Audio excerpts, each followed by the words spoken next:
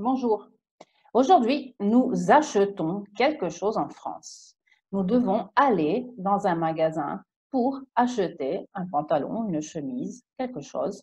Comment est-ce qu'on fait pour acheter quelque chose en France? Io ho fatto degli esempi. Chiaramente non potevo esaurire tutti i dialoghi possibili in un negozio. Ho fatto solo degli esempi e le frasi di sinistra, della colonna di sinistra, sono del venditore, venditrice, commesso, commesso, vendeur, vendeuse, e le frasi di destra sono le risposte o le domande eventuali del cliente. Ok, quindi una colonna per uno e sono solo degli esempi che voi oramai siamo arrivati alla lezione 38, potete declinare in tante maniere. Sono esempi che ho scelto io per cercare di raggiungere tutti i punti di dialogo che si possono avere in un negozio. Leggo. Bonjour, est-ce que je peux vous renseigner? Allora, premessa che, come sempre, i verbi di primo gruppo rosa che vedete sono dei verbi nuovi che si possono aggiungere alla lista della lezione numero 6. Ne stiamo vedendo tantissimi, 3-4 ogni volta, ogni lezione nuova ce n'è 3-4-5 in più. Est-ce que je peux vous renseigner? Vuol dire posso darvi informazioni, posso aiutarvi, è quella sotto. Est-ce que je peux vous aider? Aider è aiutare, ok? Renseigner, aiutare, sono più o meno la stessa cosa. Renseigner è dare informazioni, dice il commesso, aider è aiutare, dice il commesso, quindi sono due frasi introduttive che spesso ci capita di sentire quando entriamo in un negozio. Ho scritto altre due forme interrogative perché oramai le sapete costruire. Est-ce que je peux vous renseigner? È la forma con est-ce que. Se volete fare quella intonativa, semplicemente il commesso vi dirà bonjour, je peux vous renseigner, oppure bonjour, je peux vous aider, più semplicemente. La forma in inversione invece non la sappiamo perché con il verbo potere cambia, non si dice peux-je, ma puis-je, puis si scrive puis-je vous renseigner, puis-je vous aider, ma è molto elegante, quindi vabbè lasciamola stare. O se no il commesso può dire comment je peux vous aider, come io posso aiutarvi. Se volete fare le altre forme, comment est-ce que je peux vous aider, oppure comment puis-je vous aider. Un'altra frase che potrebbe dirci, si vous avez besoin d'un renseignement, n'hésitez pas à me demander. Se avete bisogno di un'informazione, non esitate a domandarmi. Sono tutte le classiche frasi di quando entriamo in un negozio. Io ho messo tutto a voi perché i francesi sono molto formali, in linea di massima danno del lei, quindi del voi, però se voleste dare del tu, magari entra in un negozio un bambino di 11 anni, cambia tutto. Comment est-ce que je peux te renseigner? Est-ce que je peux t'aider? T apostrofo. Comment je peux t'aider? Si tu as besoin d'un renseignement, n'hésite pas a me renseigner. Comunque io lascio tutto al voi. Le risposte eventuali possono essere 1000, ne ho messe 3. Oui, merci. Je cherche un pantalon noir. S'il vous plaît, impariamocelo, che vuol dire per favore.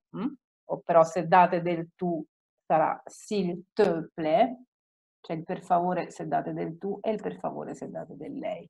Oui, merci, je cherche un pantalon noir, ma potete cercare je cherche une jupe, je cherche des baskets, je cherche une chemise rouge, cercate ciò che volete. Oppure il cliente potrebbe dire je voudrais, l'ho messo in nero perché è un condizionale importante, lo rivedremo tante volte, vorrei vedere, voir des baskets. Je voudrais voir un pantalon, je voudrais voir un débardeur, je voudrais voir tutti i vestiti che abbiamo imparato alla lezione 36. Oppure je voudrais essayer le pull rouge, vorrei provare il maglione rosso. Ho scritto piccolo piccolo CF lezione 39 perché questo verbo di primo gruppo, provare, contiene una Y al suo interno e quindi avrà una difficoltà ortografica in più che vedrete alla lezione 39. Je voudrais essayer le pull rouge, ma potreste voler provare delle scarpe, des chaussures, vous voulez essayer, qu'est-ce que vous voulez essayer? Une chemise, vous voulez essayer un manteau, vous voulez essayer un blouson, provate quello che volete. E quindi queste sono le frasi introduttive, canoniche, che possono esserci in un negozio all'inizio. Il cliente può chiedere, je peux essayer oppure je peux voir la jupe, posso provare la gonna, posso vedere la gonna, le scarpe, le chaussures, magari è il cliente che fa domande. E il commerciante qua risponderebbe oui, bien sûr, vuol dire certamente. En quelle taille? In quale taglia si chiede così, oppure si chiede colà. De quelle taille vous avez besoin?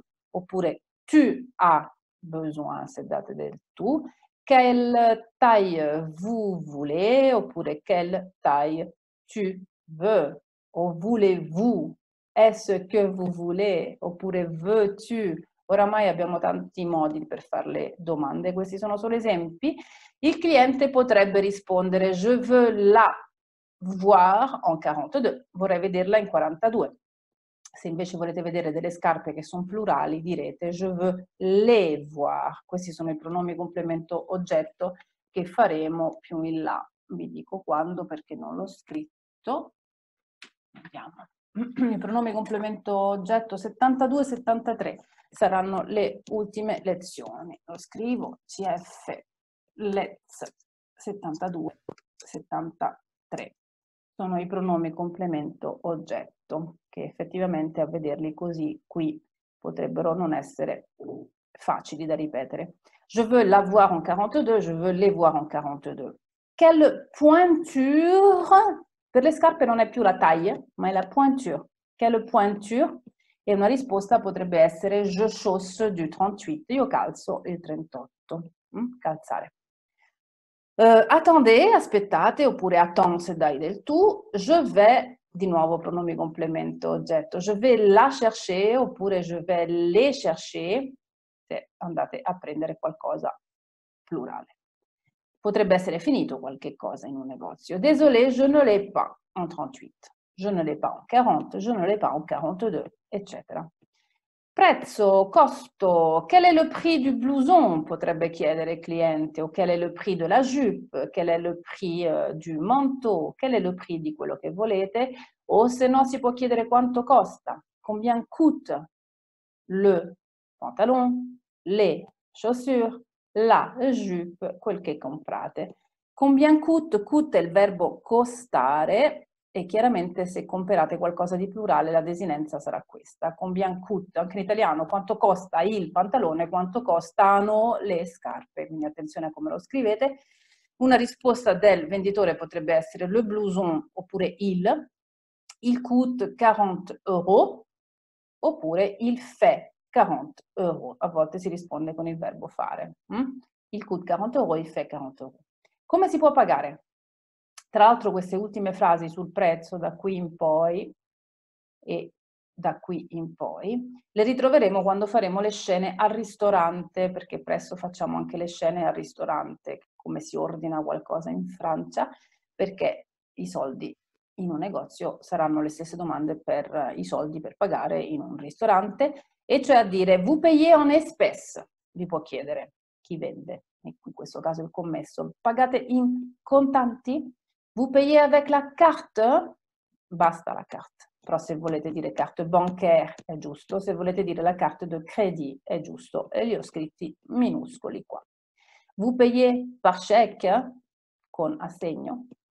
Il cliente risponde je paye, come vuole lui, je paye en espèces, je paye avec la carte, je paye par chèque. Oppure je n'ai pas de monnaie, l'ho messa lì così, tanto per imparare una frase in più, non ho spicci. Ok, sono solo degli esempi, però arrivati alla lezione 38 ci sono 37 lezioni prima di questa che vi possono far comprendere bene e cambiare le frasi a seconda di ciò che volete acquistare. Quindi ricordiamoci i verbi rosa, sono dei verbi in più da sapere di primo gruppo, aider, aiutare, j'aide, tu aides, il aide, nous aidons, vous aidez, ils aident, etc. Je demande, tu demandes, il demande, nous demandons, vous demandez, il demande, etc., etc., d'accord? Et maintenant, vous êtes prêts, siete pronti pour acheter quelque chose en France. Però scrivetela questa lezione, imparate l'ortografia, provate a cambiare il tu con il voi per vedere se i verbi riuscite a cambiarli a seconda del soggetto, eccetera, eccetera. Et la prochaine fois, nous faisons les verbes du premier groupe avec un Y à l'intérieur. conjugaison prochaine fois. Au revoir.